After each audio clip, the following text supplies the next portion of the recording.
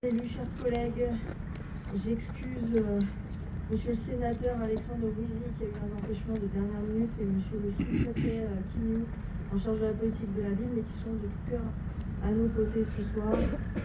Monsieur le commissaire, mesdames et messieurs, chers Crailloises, chers Craillois, chers amis, nous sommes réunis aujourd'hui pour commémorer les 10 ans des attentats du 13 novembre 2015.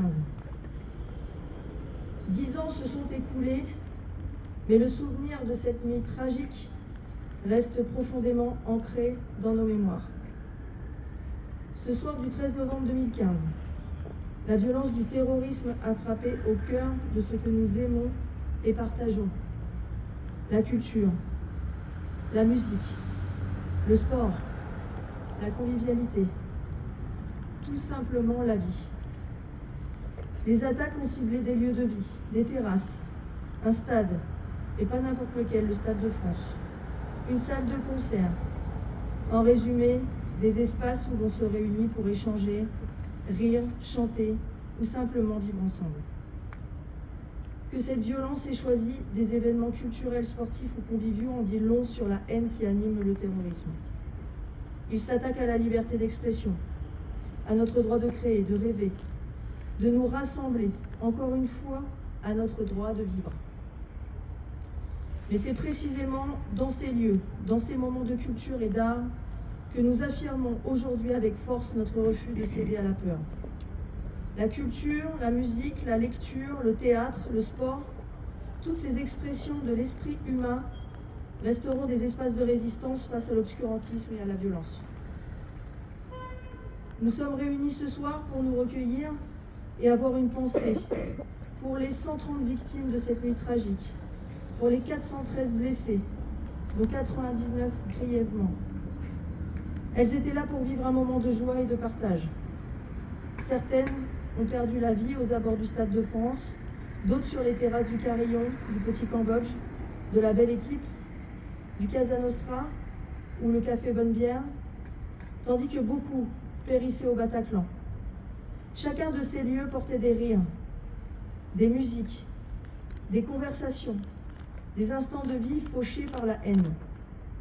Ces hommes et ces femmes, jeunes ou moins jeunes, avaient des projets, des rêves, des espoirs. Certains étaient étudiants, artistes, travailleurs, parents. D'autres venaient simplement profiter d'une soirée entre amis. Leur disparition a laissé un vide immense. Nous pensons aux familles qui portent encore le poids de leur absence, aux enfants qui grandissent sans leurs parents, aux amis marqués à jamais par la perte de ceux qu'ils aimaient. Nous pensons aux blessés, à ceux qui vivent avec des cicatrices visibles et invisibles, et à tous ceux dont les vies ont été bouleversées, parfois à jamais. Honorer les victimes, c'est nommer ces êtres humains, se souvenir de leur sourire, de leur énergie, de ce qu'ils apportaient au monde. C'est aussi reconnaître la douleur des proches et la force de ceux qui, malgré tout, continuent à vivre et à transmettre la mémoire de leurs êtres chers. Mais face à cette haine, la France s'est levée dans l'unité. Nous nous sommes souvenus que plus que jamais notre force réside dans notre solidarité et notre cohésion nationale. Nous avons appris que la peur ne doit jamais devenir notre guide, que la haine ne doit jamais diviser notre société. Et comme l'écrivait Victor Hugo, la liberté commence où l'ignorance finit. Ce combat pour la liberté, pour la dignité, pour la culture, pour le sport et pour la vie, c'est celui que nous menons tous ensemble avec courage et détermination. À Creil comme partout en France, nous continuerons à transmettre cette mémoire aux jeunes générations. Se souvenir, c'est honorer les victimes, mais c'est aussi défendre les valeurs qui font notre République. Liberté, égalité, fraternité.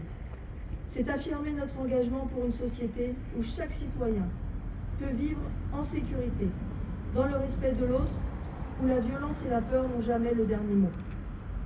Aujourd'hui, nous nous inclinons avec respect devant la mémoire de 130 victimes du 13 novembre 2015. Nous les pleurons, nous les honorons, mais nous affirmons surtout que leur souvenir continuera de guider notre vigilance, notre solidarité et notre engagement pour un monde plus juste et plus humain. Et dans ce souvenir, il y a aussi l'espoir. L'espoir que nous puisons dans notre capacité à rester unis malgré la haine, Espoir que nous partageons en transmettant à nos enfants et à nos jeunes générations la mémoire de ces événements pour qu'ils soient porteurs de paix, de fraternité et de dignité. L'espoir enfin que notre diversité, nos différences et notre universalisme ne soient jamais des obstacles, mais au contraire des forces pour construire ensemble une société plus juste, plus ouverte et plus humaine. Vivre ensemble, c'est célébrer notre pluralité, nos cultures, nos histoires croisées, et faire de cette richesse un ciment pour notre unité. C'est affirmer que malgré les épreuves, nous choisirons toujours la solidarité plutôt que la division, l'amour plutôt que la haine, la lumière plutôt que l'obscurité. Merci à tous.